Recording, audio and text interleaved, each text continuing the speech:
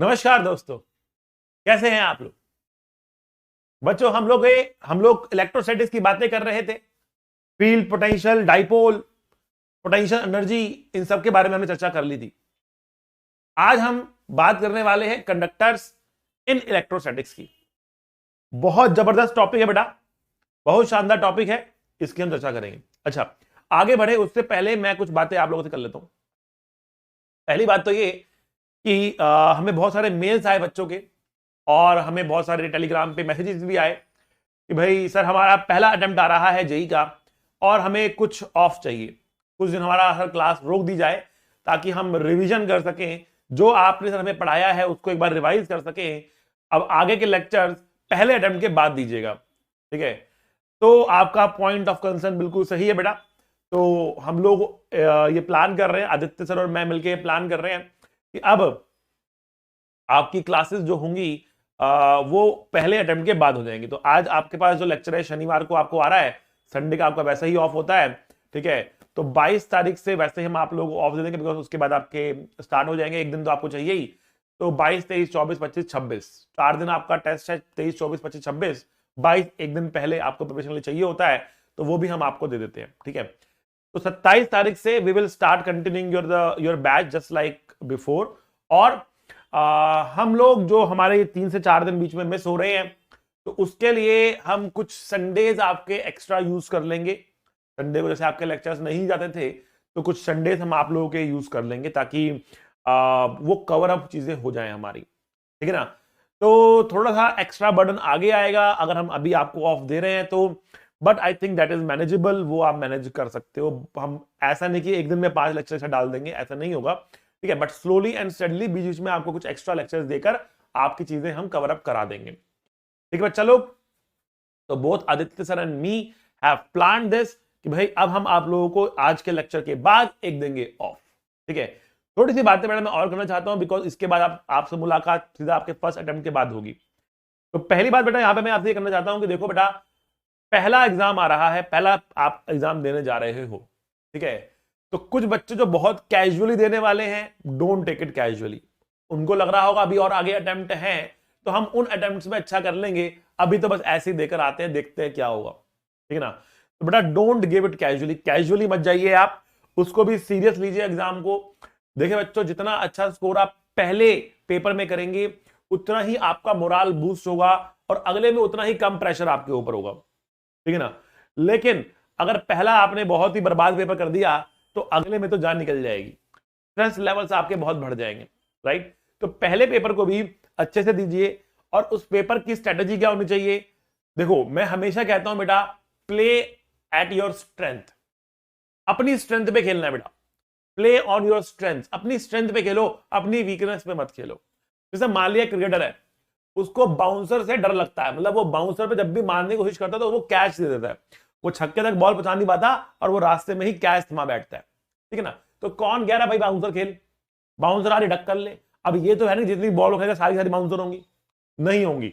बहुत सारी बॉल्स होंगी जो उसके हिटिंग जोन में भी होंगी, बहुत सारी बॉल्स होंगी जो उसको बाउंसर में मिलेंगी, ठीक है ना। अब जब उसकी हिटिंग जोन में बॉल आई, तब उसको मारे ना, तब उस पर स्कोर करने के चांसेस ज्यादा है। अब बाउंसर को ही खेलना जरूर होना है, बाउंसर को छोड़ के चलना है। यही बात बेटा आपको भी सीखनी पड़ेगी। एग्जाम में इमोशनल नहीं होना है। अगर एग्जाम में इमोशनल हो गए तो बेटा एग्जाम आपको खा जाएगा, एग्जाम आपको खा जाएगा बेटा, अगर आप एग्जाम में इमोशनल हो गए तो। देखो ये पेपर जो है ना, मैं बहुत सारे बच्चों से मिलता हूं जब, तो बच्चा मुझे कहता है कि सर जो जो जो पेपर था, जब हमने घर पर बैठकर किया तो हम आराम से उसको स्कोर कर पा रहे थे, ज्यादा क्वेश्चंस कर पा रहे थे, लेकिन एग्जाम के अंदर हम उतना सा स्कोर नहीं कर पा रहे थे। सर क्या कारण है इसका? बड़ा बहुत सिंपल कारण होता है, और वो कारण होता है कि आप एग्जाम को प्रॉपरली नहीं करते, एग्जाम में इमोशनल हो जाते हो या स्ट्रेसफुल हो जाते हो।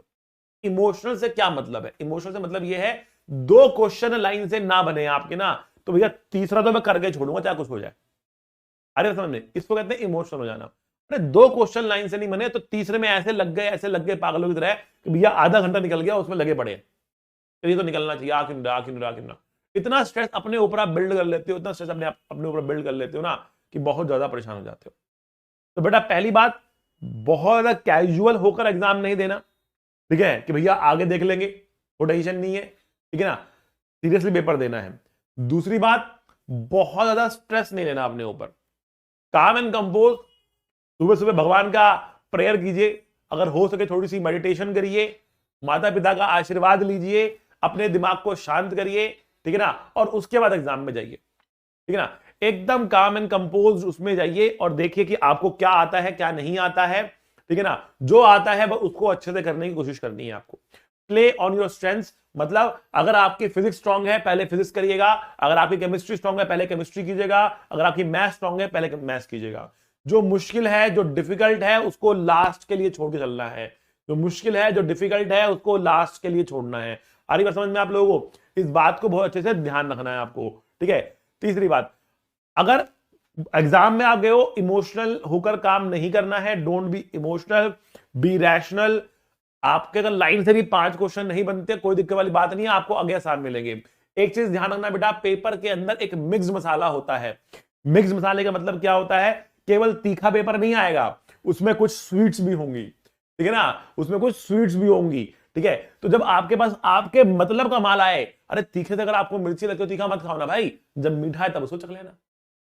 अरे समझ में आपको? तो आपके करने लायक क्वेश्चन एग्जाम के अंदर हैं, इस चीज पर भरोसा रखना है। लाइन से अगर 10 क्वेश्चन भी डिफिकल्ट है ना, तो 11 से लेकर 20 तक अगले क्वेश्चन आसान मिलने वाले हैं आपको।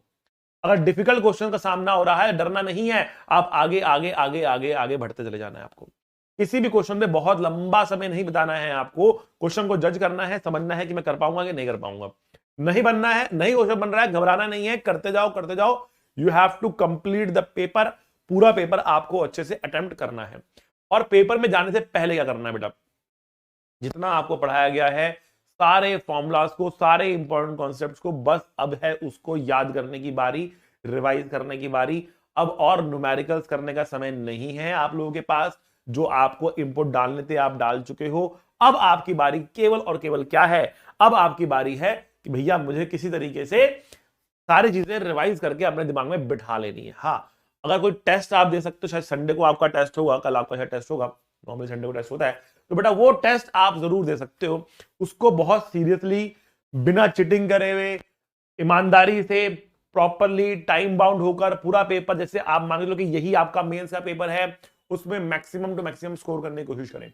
अच्छा, दूसरी बात आपको और समझनी है कि पेपर डिफिकल्ट है तो सबके लिए डिफिकल्ट है बेटा, और आसान है तो सबके लिए आसान है। और ध्यान रखो, जितना डिफिकल्ट पेपर आएगा उतना आपके फेवर में जाएगा, जितना डिफिकल्ट पेपर आएगा उतना आपके फेवर में जाएगा, बिकॉज आपने रिगरस तरीके से बहुत मेहनत करी है। पूरा 11th आपका हो चुका है, 12th में इलेक्ट्रोस्टैटिक्स की हम एंड पे आ चुके हैं, बल्कि इलेक्ट्रिक फील्ड और पोटेंशियल लगभग खत्म कर चुके हैं, कैपेसिटर पे हम पहुंच चुके हैं, उसमें भी आज प्रॉपर्टीज ऑफ कंडक्टर्स की हम कुछ बातें कर लेंगे। बहुत हैवी लेक्चर हम आज का नहीं रखेंगे, ठीक है ना, कुछ बातें कर लेंगे क्योंकि अब आपको हमें ऑफ देना ही है, ठीक है ना, तो उसके आगे हम आप लोगों से मिलेंगे, ठीक है, तब हम इस चीज को बातें आगे करेंगे, ठीक है।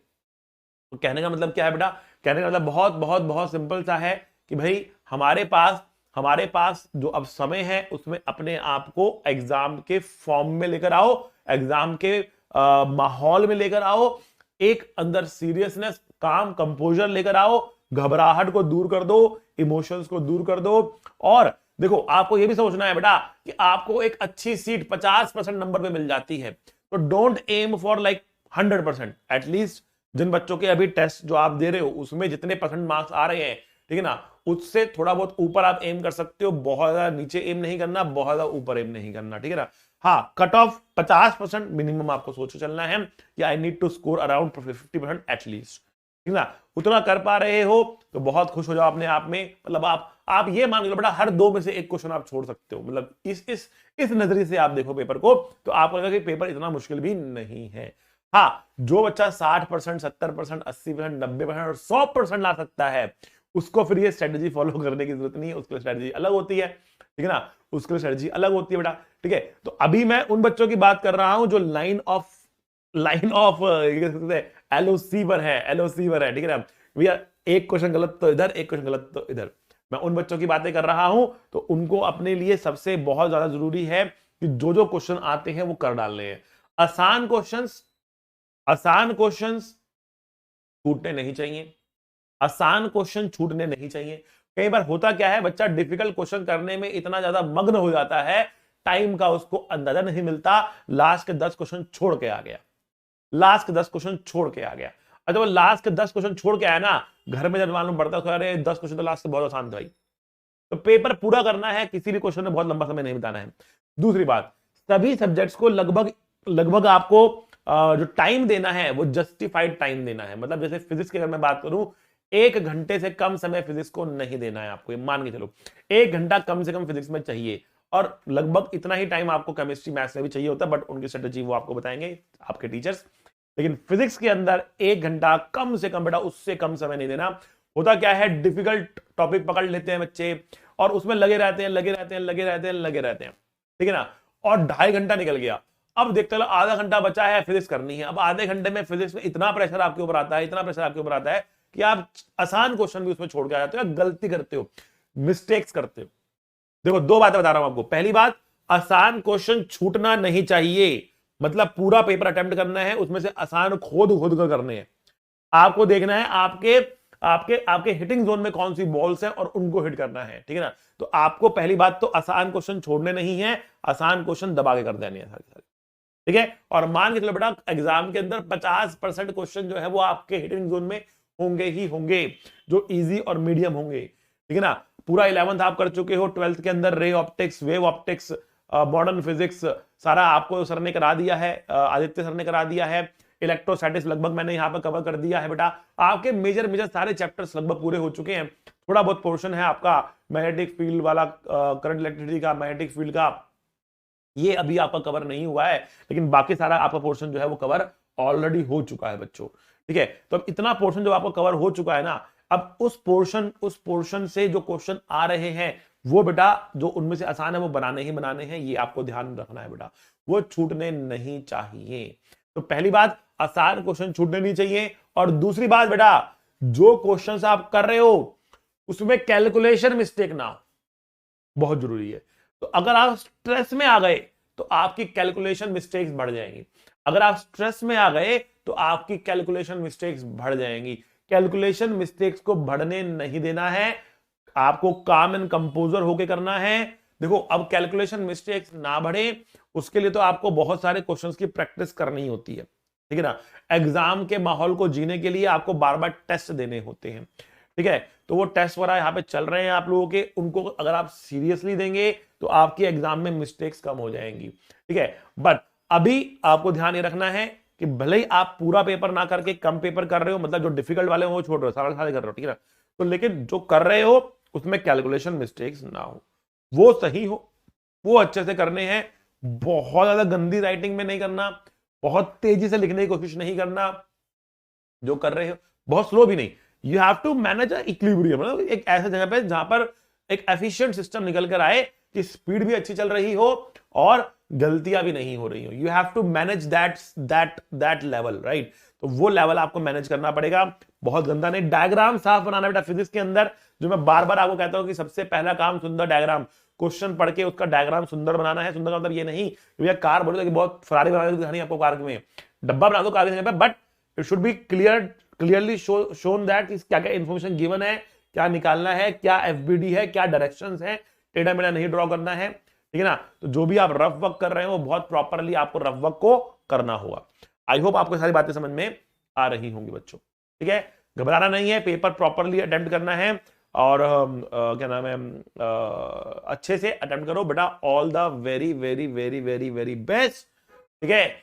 पहला attempt very serious, second serious, third serious, third is going to be the most most most most most important attempt for you. सारी चीजें हो चुकी होंगी और एक अटेम्प्ट बचा भी होगा, तो एक सेफ्टी नेट भी होगा, सब कुछ करके जा रहे होंगे, 2 टेस्ट दे चुके होंगे।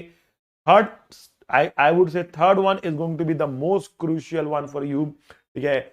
लेकिन फर्स्ट को भी सीरियसली आपको लेना है और पेपर को अच्छे से करना है, ठीक है बच्चों।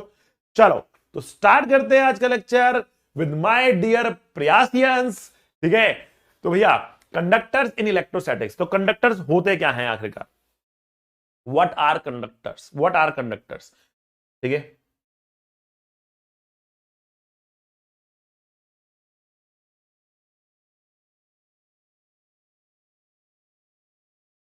Conductors are those substance which have large number of free electrons.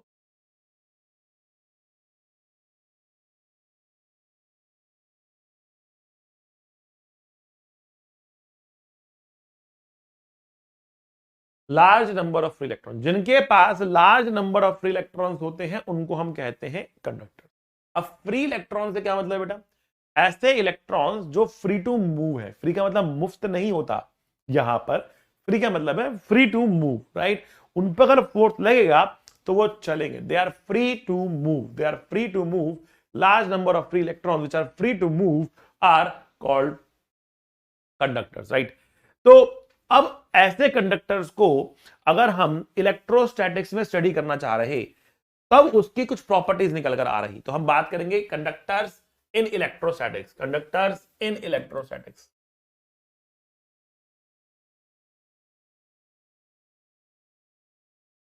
क्या मतलब है कंडक्टर्स इन इलेक्ट्रोस्टैटिक्स का? ठीक है, देखो दो चीजें हैं, एक है इलेक्ट्रोस्टैटिक्स और दूसरा है बेटा क्या, दूसरा है करंट। एक है इलेक्ट्रोस्टैटिक्स और दूसरा है करंट, राइट। तो अभी हम बात कर रहे हैं इलेक्ट्रोस्टैटिक्स की और आगे हम बात करेंगे इलेक्ट्रिक करंट की, राइट। तो अब जब हम इलेक्ट्रोस्टैटिक्स की बात कर रहे हैं तो इसका मतलब क्या है? इसका मतलब है कि उसमें करंट नहीं चल रहा। दो अलग चीजें हैं, उसमें करंट नहीं चल रहा मतलब electrons are at rest, they are free to move but still they are at rest, they are free to move but still they are at rest, ठीक है ना। They don't have any drift velocity, ठीक है ना, they don't have any drift velocity. अब rest का मतलब absolute rest नहीं होता, यहां पर इलेक्ट्रॉन्स जो है वो कंटिन्यूसली भागते रहते, चलते रहते रैंडम डायरेक्शंस में, बट पूरा झुंड कहीं चल नहीं रहा होता, पूरा झुंड कहीं जा नहीं रहा होता। वो मैं ड्रिफ्ट समझाऊंगा, ड्रिफ्ट का मतलब क्या है। फिलहाल आप रेस्ट का मतलब रेस्ट समझ लो, वो दिक्कत वाली बात नहीं है। तो हम कह रहे हैं कि इलेक्ट्रॉन्स की डिस्ट्रीब्यूशन जो है अब वो हो चुकी है, जो होना था उसको चलना तो चल चुके हैं, अब उनका कंटिन्यूअस फ्लो नहीं हो रहा। अब उनका कंटिन्यूअस फ्लो नहीं हो रहा तो वो इलेक्ट्रोस्टैटिक्स के अंडर आते हैं।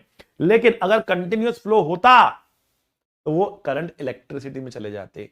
अगर कंटिन्यूअस फ्लो होता तो वो करंट इलेक्ट्रिसिटी में चले जाते। तो हम वहां पर अब करंट इलेक्ट्रिसिटी की बात नहीं कर रहे, हम बात कर रहे हैं इलेक्ट्रोस्टैटिक्स की, हम बात कर रहे हैं इलेक्ट्रोस्टैटिक्स की, ठीक है बच्चों। तो हम क्या कह सकते हैं इलेक्ट्रोस्टैटिक्स के बारे में, हम क्या कह सकते हैं इलेक्ट्रोस्टैटिक्स के बारे में? तो हम कह रहे हैं, देखो भैया, पहला प्रॉपर्टी हमारे पास आ रहा, पहला प्रॉपर्टी हमारे पास आ रहा और वो है net electric field, net electric field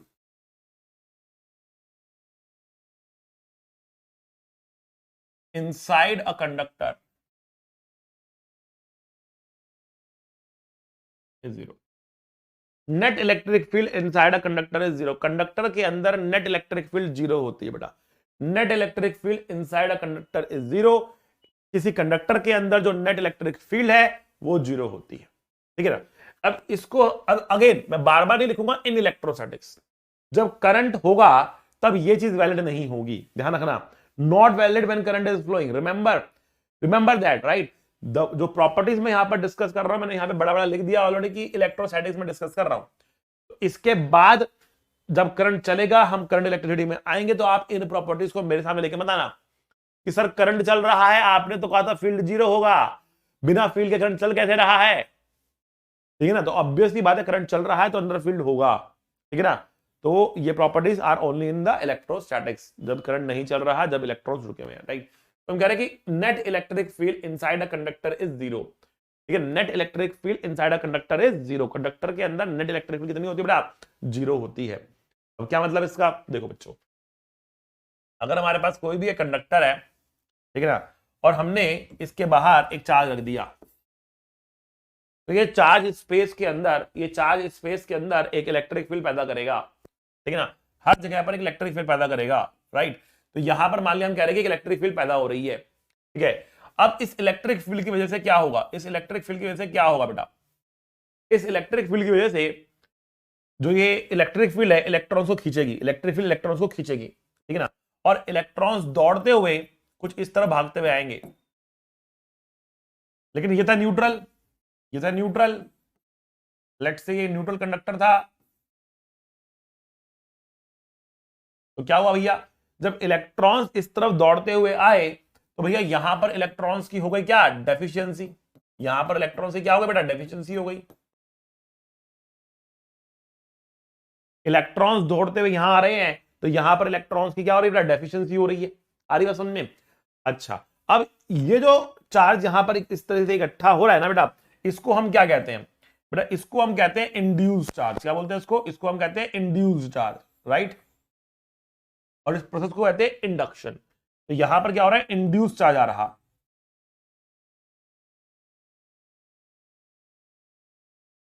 ठीक है। अब तो ये इंड्यूस चार्ज क्या है, इस चार्ज क्योंकि बराबर होगा नहीं, कुछ और होगा, कितना होगा वो डिपेंड करता है कि चार्ज इतना पास है कितना दूर रखा है आपने। पास लेके जाओ दूर लेके जाओ तो ये चार्ज का मैग्नीट्यूड भी चेंज होता हुआ चला जाएगा, ठीक है। और इसके मैग्नीट्यूड डिपेंड करता है, अगर ये चार्ज बड़ा हो तो इंडक्शन भी ज्यादा होगा, ठीक है। But electrons will travel and they will ultimately come to a stop. एक डिस्ट्रीब्यूशन हो जाएगी इलेक्ट्रॉन्स की, और इस तरीके से डिस्ट्रीब्यूशन हो जाएगी कि इन इंड्यूस चार्जेस की वजह से एक और फील्ड पैदा होगी अंदर, और बेटा वो इस फील्ड को कैंसिल कर लेगी। ये आउटसाइड वाली फील्ड थी, ये इंड्यूस चार्ज की फील्ड है। तो इंड्यूस चार्ज की जो फील्ड है वो एक्सटर्नल फील्ड को हर एक पॉइंट पर कैंसिल कर रही है, और अंदर नेट फील्ड 0 आ रही है। कहने का मतलब क्या है बेटा, यहां पर कहने का मतलब ये है कि कंडक्टर्स जो हैं वो बहुत ही शाणे होते हैं, वो बहुत ही समझदार होते हैं, ठीक है ना।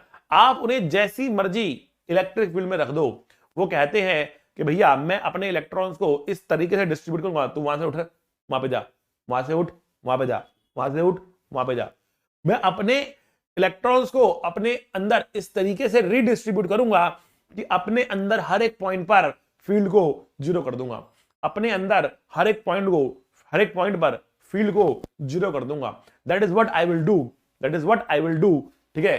That is what conductor says. Conductor बहुत ही शाणे हैं, बहुत ही समझदार हैं, वो अपनी इलेक्ट्रॉन्स की डिस्ट्रीब्यूशन को ऐसे करते हैं कि अंदर हर एक पॉइंट पर फील्ड 0 कर देते हैं। देखिए फील्ड 0 हो क्यों रही है, समझने की कोशिश करते हैं। देखो अगर किसी कंडक्टर के अंदर फील्ड होती तो वहां पे रखे हुए इलेक्ट्रॉन चलते,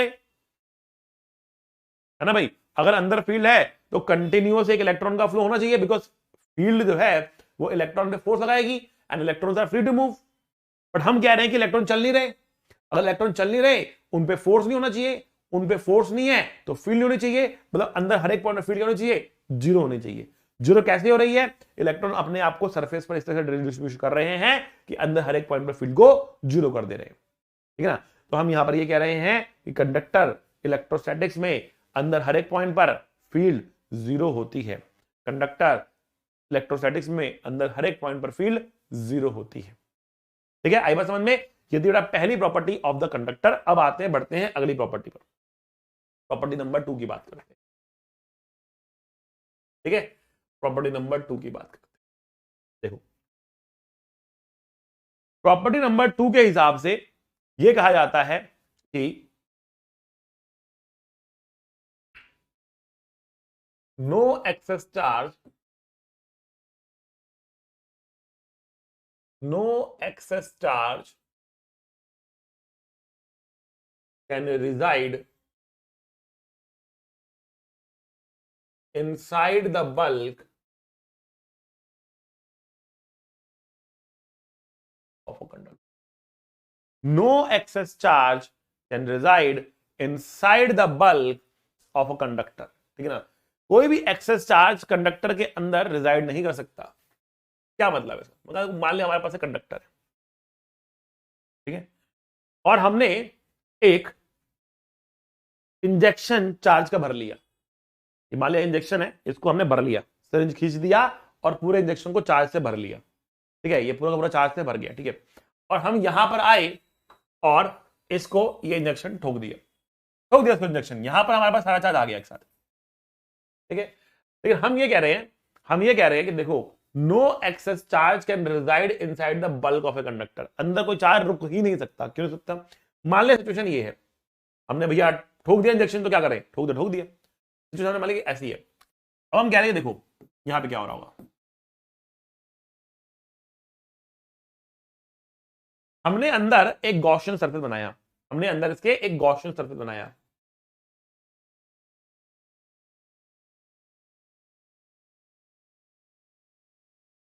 ठीक। अब इस गॉसियन सरफेस में अंदर हर एक पॉइंट पर फील्ड कितनी है, 0।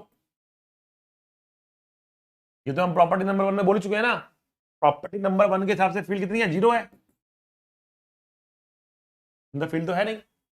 अगर अंदर फील्ड होती तो इलेक्ट्रॉन चल रहे होते, इलेक्ट्रॉन चल रहे होते तो इलेक्ट्रोस्टैटिक्स नहीं होता, इलेक्ट्रोस्टैटिक्स है तो इलेक्ट्रॉन चल नहीं रहे, इलेक्ट्रॉन चल नहीं रहे तो फील्ड जीरो होनी चाहिए। तो अंदर हर एक पॉइंट तो फील्ड जीरो है ही, ये तो हम बोल चुके हैं। तो हमने अंदर एक गॉसियन सरफेस बनाया जिसके सरफेस पर हर एक पॉइंट पर फील्ड जीरो है। अगर फील्ड जीरो है तो फ्लक्स भी जीरो होना चाहिए, और फ्लक्स जीरो है तो क्यू इनसाइड जीरो होना चाहिए। पर आप कह रहे हो अंदर चार्ज हमने क्यों रखा हुआ है, बट गॉस लॉ के हिसाब से अंदर चार्ज जीरो होना चाहिए, Q inside should be zero, अंदर चार्ज जीरो होना चाहिए। अभी ये क्या हो रहा है भैया, व्हाट इज दिस हैपनिंग, ये हो क्या रहा है आखिरकार? हम तो अंदर चार्ज क्यों दिखा रहे हैं, लेकिन हमने इंजेक्शन चार्ज डाला ना मैंने, भाई कंडक्टर तो न्यूट्रल था, मैंने चार्ज डाला अंदर जबरदस्ती, कितना, क्यू चार्ज डाला, और अब मैं कह रहा हूं कि अंदर चार्ज जीरो होना चाहिए। तो कैसे ही चीज हो रही है आखिरकार, ये पॉसिबल कैसे हो पा रहा है, समझने करते हैं इसको कोशिश। जब मैंने यहां पर चार्ज क्यों रखा ना, तो चारों तरफ से इलेक्ट्रॉन्स भागते हुए आएंगे इसके पास, because they are free to move, they will try to accumulate near the charge, ठीक है। और वो एक माइनस क्यू चार्ज का झुंड जो है वो इस गॉसियन सरफेस के अंदर इस चार्ज के चारों तरफ बना लेंगे, ठीक है। अब अगर ये क्यू के चारों तरफ माइनस क्यू आ गया तो कहां से आया, ये सरफेस से दौड़ता हुआ आया ना, ठीक है। तो सरफेस के ऊपर कोई चार्ज यहां से, कोई यहां से, कोई यहां से, कोई यहां से, कोई यहां से, कोई यहां से, कोई यहां से, कोई यहां से, कोई यहां से, कोई यहां से, कोई यहां से आ रहा होगा, ठीक है ना।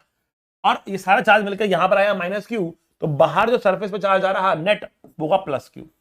जो चार्ज हमने प्लस क्यू अंदर रखा था ना, वो अल्टीमेटली उसका हुआ क्या, वो बाहर यहां पर आकर अपीयर हो गया, और अंदर क्या हुआ, न्यूट्रल हो गया। अब हम कह रहे हैं कि क्यू इनसाइड लो जीरो आएगा, अरे बस समझना आपको।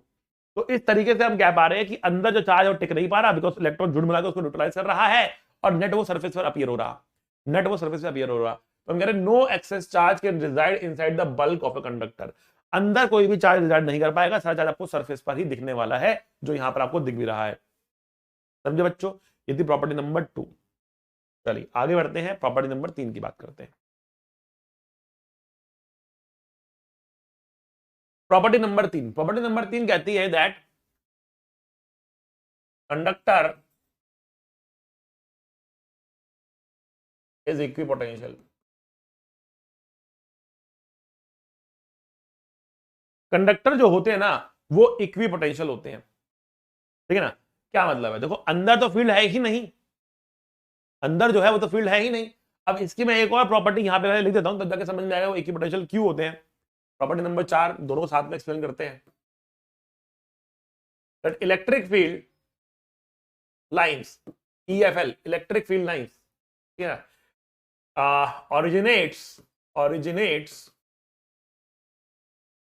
originate or terminate perpendicularly on the surface of a conductor। Electric field lines जो है वो ऑरिजिनेट या टर्मिनेट होती हैं कैसे, परपेंडिकुलरली 90 डिग्री एंगल पर, perpendicularly on the surface of a conductor, conductor के सरफेस पर परपेंडिकुलरली वो ऑरिजिनेट करती हैं या टर्मिनेट करती हैं, ऑरिजिनेट करती हैं या टर्मिनेट करती हैं on the surface of the conductor, conductor के सरफेस पर ऑरिजिनेट या टर्मिनेट करती हैं इलेक्ट्रिक फील्ड लाइंस। आ रही बात समझ में, आ रही बात समझ में। तो electric field lines originate or terminate perpendicularly on the surface of a conductor, perpendicularly on the surface of a conductor। आ रही बात समझ में, चलो। तो कंडक्टर जो है वो तो इक्विपोटेंशियल है, इलेक्ट्रिक फील्ड लाइंस originate और terminate perpendicularly on the surface of conductor, ठीक है। तो अब हम यहां पे क्या कह रहे हैं, देखो हम ये कह रहे हैं ये हमारे पास कंडक्टर है, ठीक है ना, अंदर तो फील्ड है नहीं, अंदर तो फील्ड कितनी है, जीरो है, चाहे कुछ हो जाए। अब हमने कहा कि बाहर लिया, हमने बाहर चार्ज रखा क्यों, तो हमने कहा कि यहां पर नेगेटिव चार्ज दौड़ता हुआ आ रहा, इंड्यूस हो रहा, और यहां पर उतना ही पॉजिटिव चार्ज इंड्यूस होगा ताकि नेट न्यूट्रल रहे और अंदर हर एक पॉइंट पर फील्ड जीरो हो जाए। अब यहां पर अगर इलेक्ट्रिक फील्ड लाइन ड्रॉ करने की हम कोशिश करते हैं तो क्या हो रहा है, देखो हमने कहा कि देखो ये यहां पर ना इलेक्ट्रिक फील्ड परपेंडिकुलरली हिट करेंगे इसको और टर्मिनेट कर जाएंगी, इसके सरफेस पर इलेक्ट्रिक फील्ड लाइंस आके खत्म हो जाएंगी, टर्मिनेट कर जाएंगी, इसके सरफेस पर इलेक्ट्रिक फील्ड लाइंस आकर ना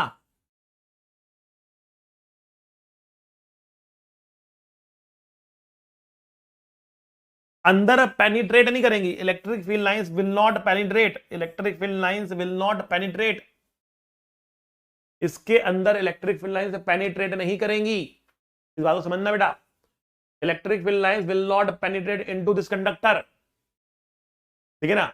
वो सरफेस पर आकर टर्मिनेट करने वाली है, सरफेस पर आकर टर्मिनेट करने वाली है, ठीक है भाई।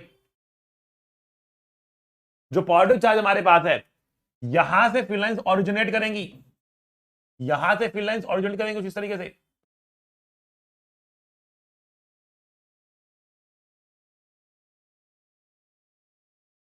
बट ये सब भी बेटा परपेंडिकुलरली ही ओरिजिनेट करेंगी। They will also originate perpendicularly from the surface, right? तो जब पॉजिटिव चार्ज रखा तो बाहर की तरफ फील्ड निकल रही होगी, जब नेगेटिव रखा तो अंदर की तरफ फील्ड आ रही होगी, लेकिन वो होगी कैसे, परपेंडिकुलर। अब आपको तो आप बता रहे हो ऐसा क्यों होगा, ये तो समझाओ। बिल्कुल सही बात है, कुछ जरा इसके बारे में। अंदर फील्ड जीरो क्यों है, तो समझ में आ गया ना आपको, क्यों, क्योंकि हमें इलेक्ट्रॉन चलाना नहीं है, हमें इलेक्ट्रॉन चलाना नहीं है, ठीक है, इसलिए अंदर फील्ड कितनी है, जीरो है। अगर अंदर फील्ड होती तो इलेक्ट्रॉन चल पड़ता, राइट। हमें इलेक्ट्रॉन चलाना नहीं है, इसलिए हम कह रहे हैं कि अंदर फील्ड जीरो है। लेकिन व्हाट अबाउट द सरफेस, क्या सरफेस पर फील्ड होगी, होगी।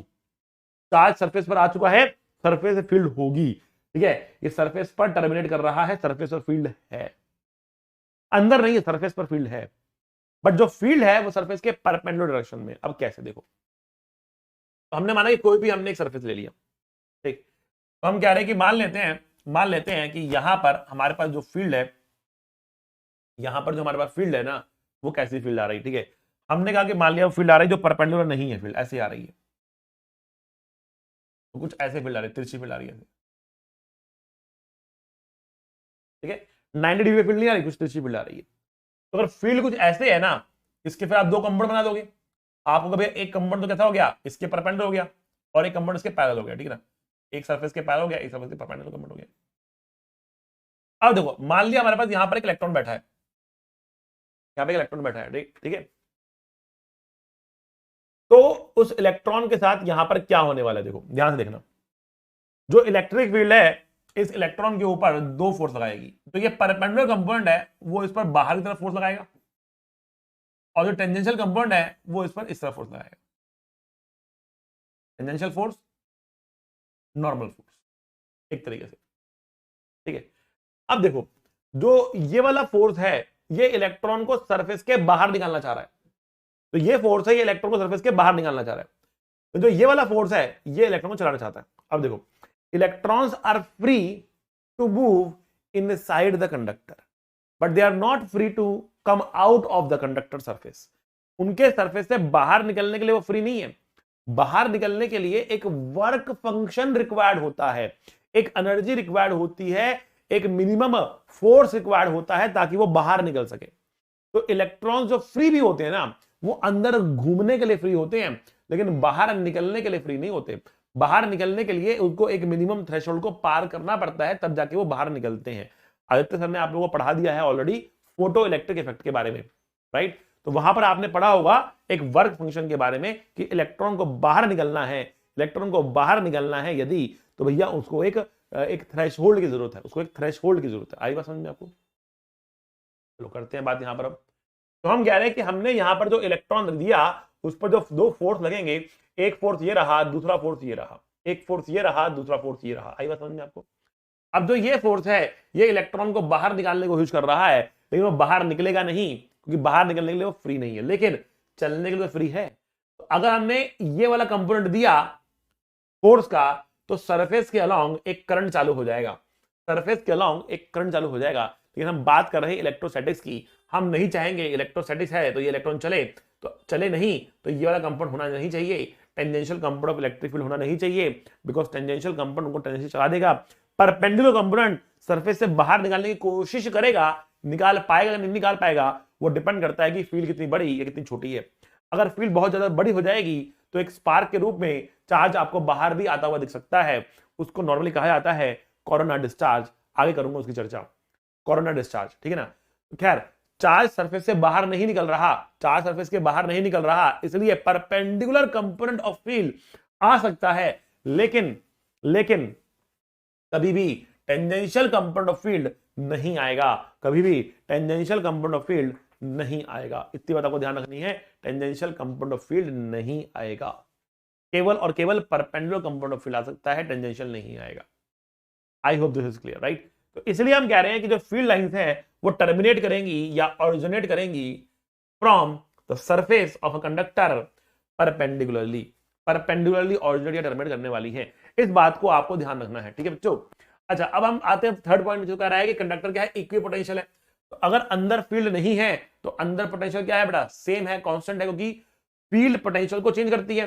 What does field do, field changes potential, field potential को चेंज करती है। अब हम कह रहे कि फील्ड ही नहीं है, तो अगर फील्ड ही नहीं है तो पोटेंशियल क्या हो गया, कांस्टेंट हो गया। अगर फील्ड ही नहीं है तो पोटेंशियल कांस्टेंट हो गया। तो अगर मैंने अंदर पॉइंट लिया ए, अंदर पॉइंट लिया बी और सरफेस से पॉइंट लिया सी, तो potential at point A equals to potential at point B is also equals to potential at point C, they all have equal potential. अब हमें ये तो समझ में आ रहा है कि भैया अंदर फील्ड नहीं है तो पोटेंशियल कांस्टेंट है, लेकिन सरफेस पर पोटेंशियल कांस्टेंट क्यों है, सरफेस में तो फील्ड है। तो सरफेस पर फील्ड है, लेकिन कैसी फील्ड है, परपेंडिकुलरली, परपेंडिकुलरली। तो when you move perpendicular to the electric field lines, electric field lines का आप परपेंडिकुलर मूव करते हो तो भी पोटेंशियल चेंज नहीं होता है। पोटेंशियल तब चेंज होता है जब आप इलेक्ट्रिक फील्ड की डायरेक्शन में आप चलते हो तो, ठीक है ना। तो अगर इलेक्ट्रिक फील्ड लाइंस ऐसे हैं हमारे पास जो परपेंडिकुलर जा रही हैं, तो मैं सरफेस के अलोंग चलूंगा ना तो मैं इलेक्ट्रिक फील्ड लाइन के परपेंडिकुलर चल रहा हूंगा, ठीक है ना। और जब हम इलेक्ट्रिक फील्ड लाइंस के परपेंडिकुलर जाएंगे ना तो हम ये कहेंगे कि यहां पर पोटेंशियल चेंज हो ही नहीं रहा। मैं फिर से रिपीट करता हूं बेटा, कंडक्टर के अंदर फील्ड नहीं, इसलिए पोटेंशियल कांस्टेंट हो गया। सरफेस पर फील्ड है, लेकिन सरफेस पर field perpendicular to the surface है, तो सरफेस के अलोंग चलने का मतलब है इलेक्ट्रिक फील्ड के परपेंडिकुलर डायरेक्शन में चलना। और जब आप इलेक्ट्रिक फील्ड के परपेंडिकुलर डायरेक्शन में चलते हैं तो पोटेंशियल चेंज नहीं होता है, तो पोटेंशियल चेंज नहीं होता है। इसलिए कंडक्टर का सरफेस भी इक्विपोटेंशियल है, कंडक्टर का बल्क भी इक्विपोटेंशियल है। You take any point on the surface और in the bulk, potential is going to be the same. VA equals to VB equals to VC आपको मिलने वाला है बेटा, ये आपके पास रहने वाला है। आई होप आपको बात समझ में आ रही होगी, ये प्रॉपर्टी भी आप लोगों को समझ में आ गई होगी, ठीक है। पोटेंशियल के बारे में समझ गए, फील्ड लाइंस के बारे में हम लोग समझ गए, ठीक। चलो आगे करते हैं चर्चा बेटा, आगे बढ़ते हैं, बात को आगे बढ़ाते हैं, ठीक है। और नेक्स्ट प्रॉपर्टी की हम करते हैं बात, प्रॉपर्टी नंबर 5 की बात करते हैं। Now what is property number 5, देखो नेक्स्ट प्रॉपर्टी हम लेकर आए हैं आपके लिए, जो कि बहुत ही इंपॉर्टेंट प्रॉपर्टी है, जिसके अंदर हम लोग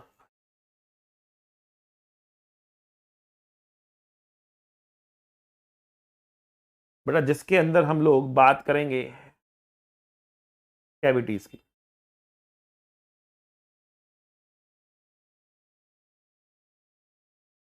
उसको कहते हैं हम shielding effect.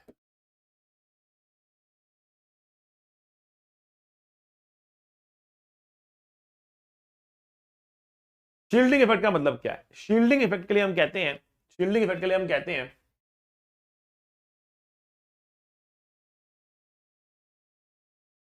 Conductor arbitrary shape का जिसके अंदर कैविटी बना दी हमने आर्बिट्री शेप की, कंडक्टर आर्बिट्री शेप का जिसके अंदर कैविटी बना दी आर्बिट्री शेप की। अगर बाहर हमने कोई भी एक चार्ज रखा है Q, जिसकी वजह से सरफेस पर इंडक्शन हो जाएगी, लेकिन इस कैविटी के अंदर जो फील्ड आएगी ना वो आएगी शून्य। आ रहे हो समझ में, ऐसा क्यों होने वाला है? ओके,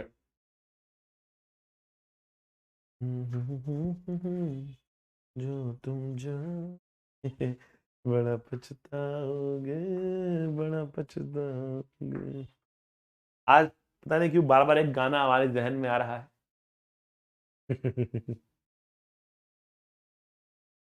तुम हमें छोड़कर जो तुम जाओगे बड़ा पछताओगे, बड़ा पछताओगे, अगर हमें छोड़कर जो तुम जाओगे बड़ा पछताओगे, बड़ा पछताओगे। सुना आप लोगों ने गाना ये? आजकल बहुत चल रहा है। बहुत फेमस हो रहा है। समझ तो गए होंगे आप, नॉटी बच्चे और नॉटी, नहीं नहीं नॉटी नहीं, you are our beautiful students.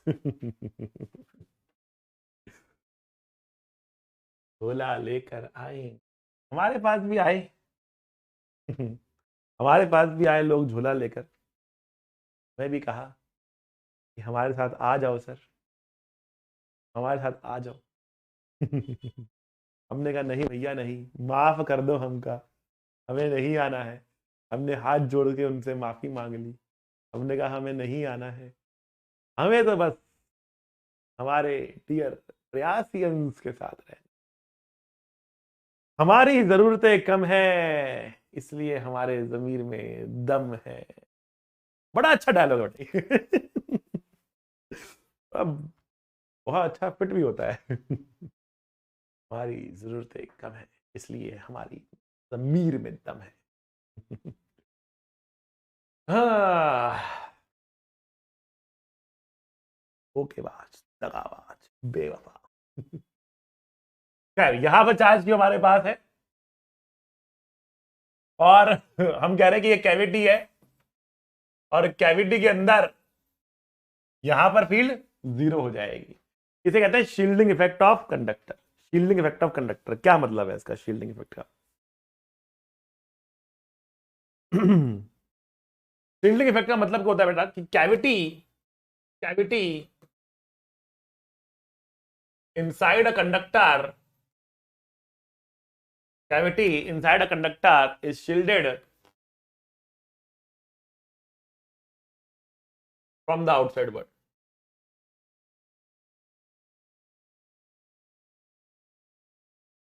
Cavity inside a conductor is shielded from the outside world. बाहर की दुनिया से कैविटी प्रोटेक्टेड है, शील्डेड है, अंदर फील्ड नहीं आ रही उसके, बाहर की वजह से। अब यहां पर देखो, यहां पर हो क्या रहा है, यहां पर ना दो दुनिया बन गई है। There are two worlds, there are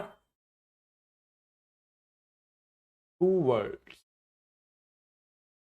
एक तो ये वाला, एक वो वाला, देयर आर टू वर्ल्ड्स। दो से पार्ट। एक को हम कह रहे हैं आउटर वर्ल्ड,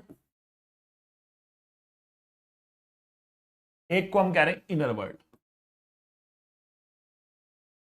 बेटा ये हमारा है इनर वर्ल्ड और वो है आउटर वर्ल्ड।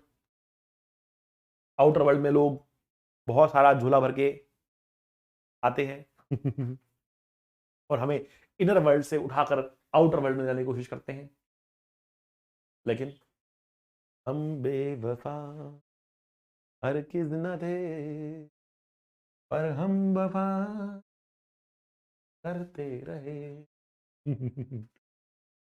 ओके, खैर क्या मतलब है इसका? आउटर वर्ल्ड का मतलब क्या होता है? आउटर वर्ल्ड का मतलब होता है outside the conductor and the outer surface of the conductor.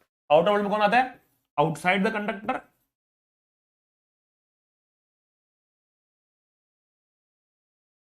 Plus plus outer surface of the conductor, plus outer surface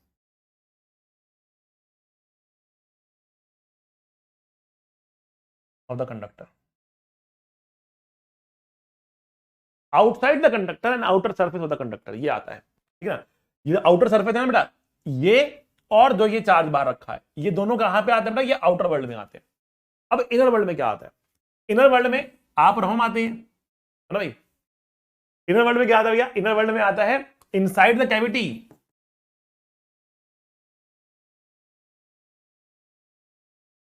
and inner surface of the cavity, inner surface of the cavity, inner surface of cavity, ये आते हैं। तो inside the cavity and inner surface of the cavity, ये inner surface of the cavity है, ये आते हैं। ठीक, हम कह रहे हैं कि inner world is shielded from the outer world. Inner world is shielded from the outer world, बाहर से इफेक्ट नहीं होता है। अब आपको सर ये फिट नहीं हो रहा है, या तो इफेक्ट हो गया है। वही जमीर जमीर की बात है। हमारी जरूरतें कम है, इसलिए हमारी जमीन में दम है। बेटा जमीर अपना ऐसे बनाओ आसानी से हिल ना पाए। तो इनसाइड द कैविटी जो फील्ड होगी वो जीरो है। Inside the cavity field zero है। Inner surface of the cavity, inner surface of the cavity और इनसाइड द कैविटी आते हैं इनर वर्ल्ड में। ठीक है, कहने का मतलब क्या है कि inner world is shielded from the outside world, outer world या आउटसाइड वर्ल्ड, मतलब जो कुछ भी आउटर वर्ल्ड में हो रहा है ना, वो इनर वर्ल्ड की फील्ड को अफेक्ट नहीं करता। जैसे हमने कहा यहां पे चार्ज क्यों रखा है, तो यहां पे चार्ज भागा भागा आया, यहां पे चार्ज भागा भागा भागा भागा भागा भागा आया, यहां पर क्या हुआ बेटा, plus plus plus plus plus plus plus plus plus plus plus plus plus ऐसा, यहां पे माइनस भागता हुआ है, यहां पे प्लस भागता हुआ है, ठीक है, ऐसे ऐसे, ठीक है। लेकिन अंदर इस कैविटी के अंदर यहां पर फील्ड कितनी है, यहां पर फील्ड 0 है, इस कैविटी के अंदर यहां पर फील्ड कितनी है, 0 है, ठीक है। मतलब ये चार्ज Q और जो ये इंड्यूस चार्ज है, दोनों मिलाकर यहां पर फील्ड पैदा नहीं कर पा रहे, अंदर फील्ड पैदा नहीं कर पा रहे, यहां पर यहां पर यहां पर हर एक पॉइंट में फील्ड 0 है। That is the shielding effect, ठीक है, ये शील्डिंग इफेक्ट। तो हम कह रहे हैं किसी भी इस चार्ज और इस इंड्यूस चार्ज, Q इंड्यूस बोल देता हूं उसको, ठीक है ना, तो इस पॉइंट को ए कह देते हैं। तो electric field at point A due to Q plus electric field at point A due to Q induced, मिलाकर क्या है बेटा, 0 है, ठीक है। इसका उल्टा भी ट्रू है, and vice versa, and vice versa.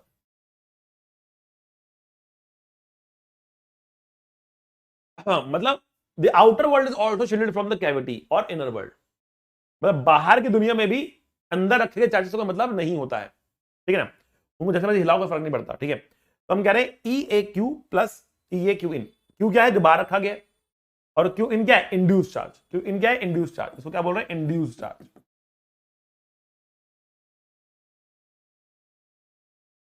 इन दोनों की वजह से नेट फील्ड यहां पर 0 है, इन दोनों की वजह से यहां पर नेट फील्ड क्या है बेटा, 0, आ रही है समझ में, नेट फील्ड इज 0, ठीक, क्लियर, आगे बढ़े। इसका अगर एक्सपेरिमेंट भी आप करना चाहो तो आप कर सकते हो। कैसे कर सकते हो एक्सपेरिमेंट, बेटा जिस फॉइल पेपर में आप अपने लंच बॉक्स में स्कूल जाते हो और चपाती वपाती लेके जाते हो ना, एल्यूमिनियम फॉइल होता है ना, चमकता हुआ फॉइल, उसमें चपाती रखते हो, रोटी रखते हो, रैप करके लेके जाते हो, ठीक है, और जब वहां पे पहुंचते हो तो फिर फॉइल पेपर को ओपन करते हो, वहां से रोटी खा लेते हो फटाफट ना।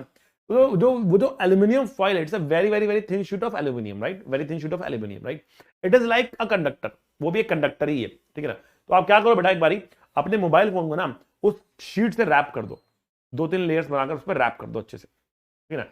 रैप करने के बाद ना दूसरे किसी फोन से अपने फोन पे कॉल करने की कोशिश करो, आपको मालूम पड़ेगा कि वो बोल रहा है जिस उपभोक्ता को आप संपर्क करने की कोशिश कर रहे हैं वो अभी नेटवर्क क्षेत्र से बाहर है।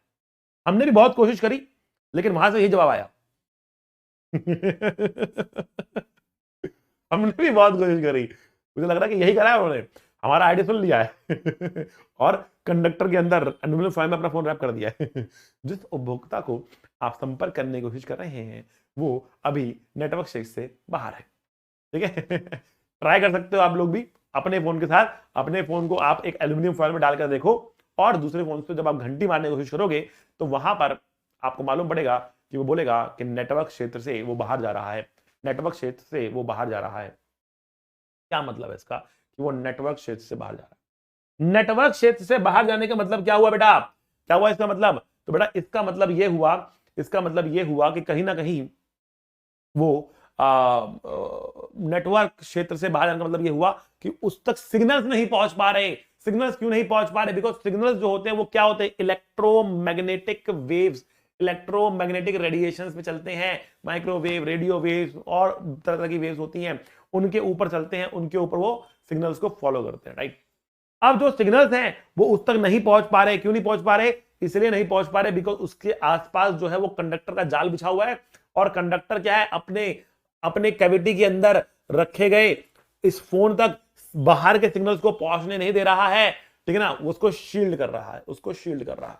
हमें भी ऐसे कोई शील्ड बनानी पड़ेगी, ठीक है ना, उसको शील्ड कर रहा है, ठीक है ना। तो हम कह रहे हैं देखो ये कंडक्टर हमारे पास है ना, ये इसको शील्ड कर रहा है, ये कंडक्टर की जो बॉडी है ये इस कैविटी को शील्ड कर रही है, इसमें जो भी रखोगे वो महफूज रहेगा, उस तक बाहर की कोई फील्ड नहीं पहुंच पाएगी, ठीक है।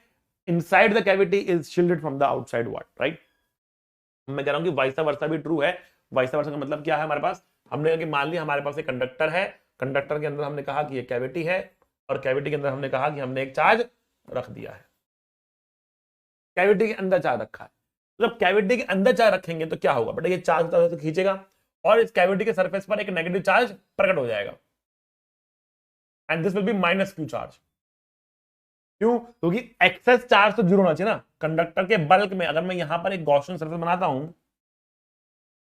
तो भैया यहां तो नेट फील्ड जीरो ही है ना हर एक पॉइंट पर, तो इस गॉसियन सरफेस के अंदर नेट चार्ज जीरो होना चाहिए। तो अगर क्यू यहां पर तो माइनस क्यू यहां पर आएगा, इसका मतलब बाहर यहां पर एक प्लस क्यू भागेगा, यहां पर एक प्लस क्यू आएगा, प्लस क्यू।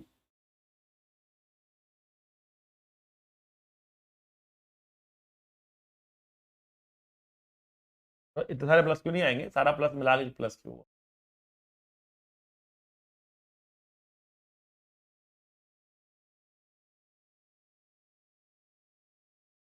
सारा मिला के प्लस क्यू हो जाएगा, ये सारा मिला के प्लस क्यू हो जाएगा। ठीक, तो अंदर जो चार्जेस यहां पर आ रहे हैं माइनस क्यू आ रहा, इसके अंदर हमने चार्ज क्यू रखा है। इस डॉटेड गॉसियन सरफेस के ऊपर नेट फील्ड बेटा जीरो रहेगी, तो इसके अंदर नेट फ्लक्स आपको, नेट चार्ज आपको जीरो करना है। तो नेट चार्ज आपको जीरो करना है, यहाँ पे क्यू तो यहाँ पे माइनस क्यू, यहाँ पर आएगा प्लस क्यू। अब अगर बाहर कहीं पर भी आपने एक पॉइंट पी पकड़ लिया, तो इस पॉइंट पर जो फील्ड है वो किसकी वजह से है? तो let me call this as charge 1, this as charge 2, number दे देता हूं मैं, चार्ज 3, मैं नंबर दे दिया, क्योंकि दोनों क्यू क्यू है ना, तो कंफ्यूजन हो सकती है आपको। तो अब हम कह रहे हैं कि electric field at point P due to charge 1 plus electric field at point P due to charge 2 मिलाकर जीरो होंगे, ये मिलाकर जीरो होंगे। तो electric field at point P net electric field point P nothing but electric field point P because of charge 3 की वजह से आपको केवल फील्ड मिलेगी।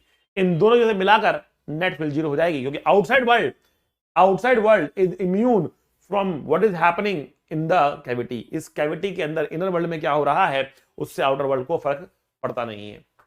ये बच्चों बहुत इंपॉर्टेंट है, इसके ऊपर अब एक क्वेश्चन हम करके देखेंगे, बट पहले इसको आप नोट कर लीजिए बेटा, बहुत बहुत बहुत बहुत बहुत बहुत इंपॉर्टेंट कॉन्सेप्ट है शील्डिंग इफेक्ट ऑफ कंडक्टर्स के लिए। ठीक है, नोट कर लो इसको। घर हमें छोड़कर जो तुम जाओगे बड़ा पछताओगे जब तुम।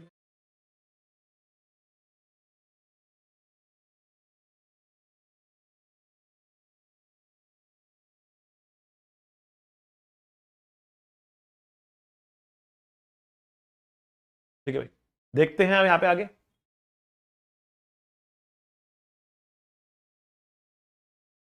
गला घोट दिया गया है फोन का, हमारे गाने के बीच में डिस्टर्ब कर रहा था। चलो भाई आया देखते हैं।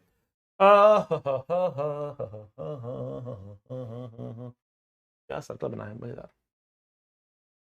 तो हमारे पास एक सर्कल है, स्फीयर है, बेसिकली स्फीयर है।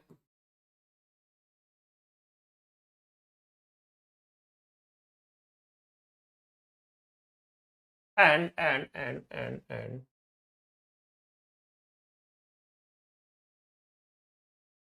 क्या खुल रहा है?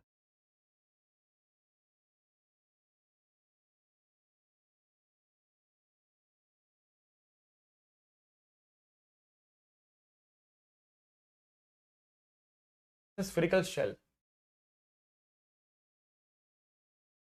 कंडक्टिंग है।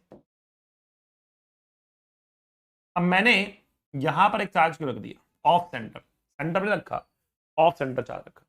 ठीक, तो बेटा इसका चार्ज का डिस्ट्रीब्यूशन कैसा होगा समझने की कोशिश करते हैं। तो इनर सरफेस की पहले बात कर रहा, इनर सरफेस पे जो चार्ज होगा ना वो नॉन यूनिफॉर्मली डिस्ट्रीब्यूट होगा ऐसे। इस चार्ज के नजदीक चार्ज की डेंसिटी ज्यादा होगी, और जैसे जैसे हम दूर जाएंगे ना चार्ज की डेंसिटी काफी कम हो जाएगी। तो यहां चार्ज की डेंसिटी ज्यादा, दूर जाने पर चार्ज की डेंसिटी क्या हो रही है, कम होती जा रही है। ठीक है बच्चों, समझ रहे होंगे आप ऐसा क्यों हो रहा है। नेट चार्ज जो होगा ये माइनस क्यू होगा। ठीक, अब ये चार्ज कहां से आया, आउटर सरफेस से आया, लेकिन जो आउटर सरफेस है उसको अंदर से कोई मतलब नहीं है, तो बाहर तो कोई फील्ड है नहीं। इन दोनों की मिलाकर, इस क्यू और इस माइनस क्यू की मिलाकर आउटर सरफेस से कोई फील्ड नहीं है। ठीक है ना। तो आउटर सरफेस पर चार्ज के डिस्ट्रीब्यूशन को अफेक्ट करने वाला कोई नहीं है, इसलिए आउटर सरफेस पे जो चार्ज की डिस्ट्रीब्यूशन होगी वो यूनिफॉर्म डिस्ट्रीब्यूशन होगी।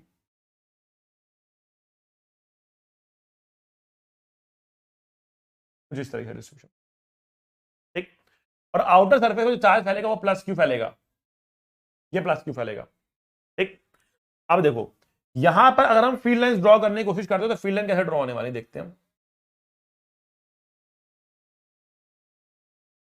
ये ऐसे निकलेगी फील्ड लाइन, ये ऐसे निकलेगी फील्ड लाइन, ये ऐसे जाएगी फील्ड लाइन, एकदम जैसे नॉर्मल एक स्फीयर की फील्ड लाइन होती है, कोई इंपैक्ट नहीं पड़ा उसको, बिल्कुल वैसे ही फील्ड लाइन जा रही जैसी जानी चाहिए थी। लेकिन अंदर जो फील्ड लाइन होंगी ना बेटा वो कॉम्प्लेक्स होंगी काफी, सरफेस से बड़ा परपेंडिकुलरली हिट करनी है, ऑब्वियस सी बात है।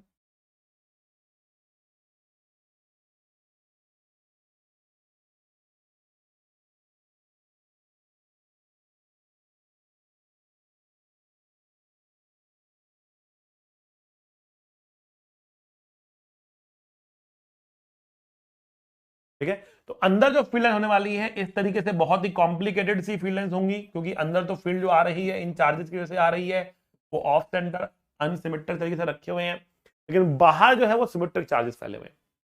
इसका मतलब क्या हुआ, मैं सारी कहानी से क्या समझाना चाह रहा हूं आपको, देखो अगर इसका रेडियस आ रहा है तो समझाना मैं चाह रहा हूं कि मान लिया मेरे पास यहां पर एक पॉइंट पी है जो भैया सेंटर से स्मॉल आर डिस्टेंस दूर है,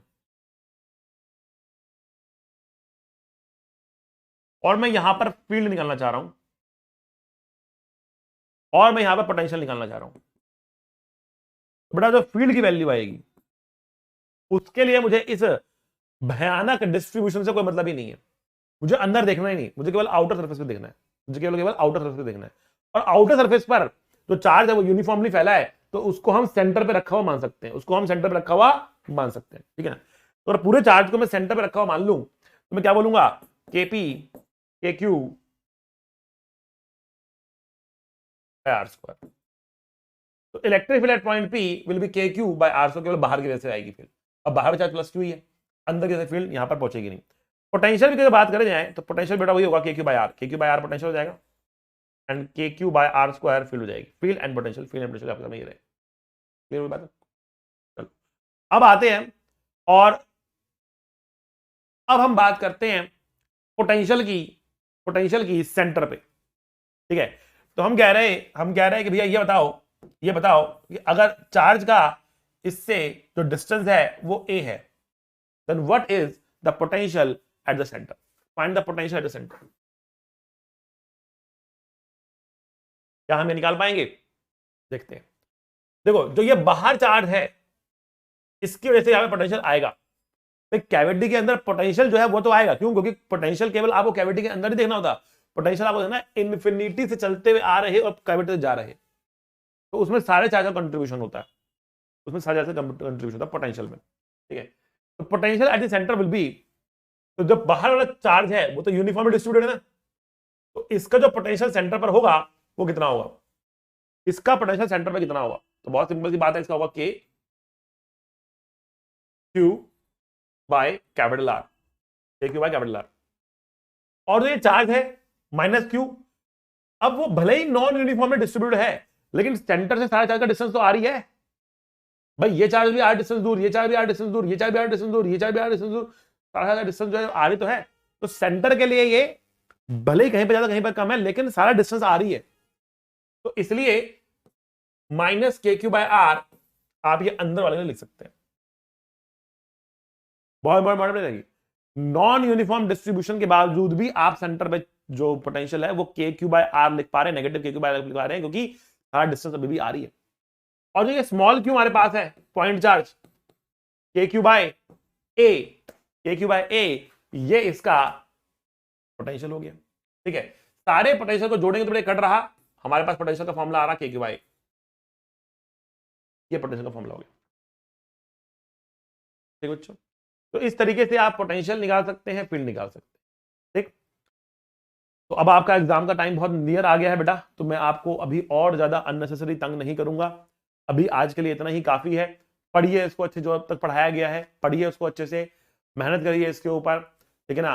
मिलेंगे अगले लेक्चर में, तब तक बेटा all the very very very very very very very best बेटा। फोड़ के आओ, मचा के आओ, मिलेंगे एग्जाम के उस पार, बाकी चीजें पढ़ेंगे।